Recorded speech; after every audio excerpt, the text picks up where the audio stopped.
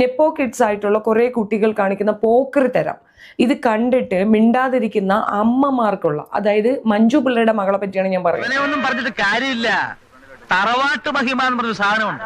അതൊന്നും ഇവന്റെ പടിവാളന്റെ 5 അയലോത്ര പോയിട്ട്. അത് ശരി, ആ കുഞ്ഞുകുട്ടനൊന്ന് വിളിക്കൂ.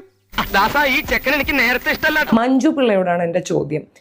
ആകെ ഒരു മകളേ ഉള്ളൂ, നിനക്ക് അതിന് ഇത്തിരി മര്യാദ പറഞ്ഞു കൊടുത്തൂടെ? വലിയ ശല്യമായല്ലോ. തനിക്ക് വേറെ ഒരു ജോലി വിവരമില്ലാത്ത കുറേയും ഈ മഞ്ഞക്കാരിരിപ്പുണ്ട്. വല്ലവന്റെ ലൈഫ് വിട്ട് ജീവിക്കുന്ന ആൾക്കാരാണ്. നമ്മുടെ ഒരു പ്രധാന ജോലി ഇതാണ്. ഇതിനെ ഇങ്ങനെ കയറൂരി വിട്ടു.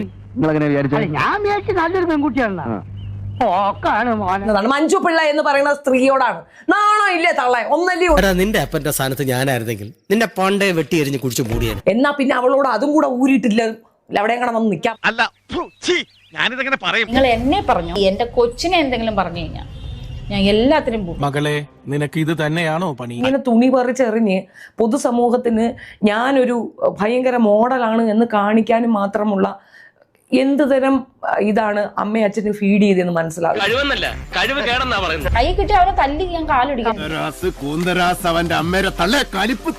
തുറന്ന് പിടിച്ചങ്ങോട്ട് കാണിച്ച് വെച്ച് കൊടുക്കുമ്പോഴത്തേക്ക് ഇതാണ് പാഷൻ.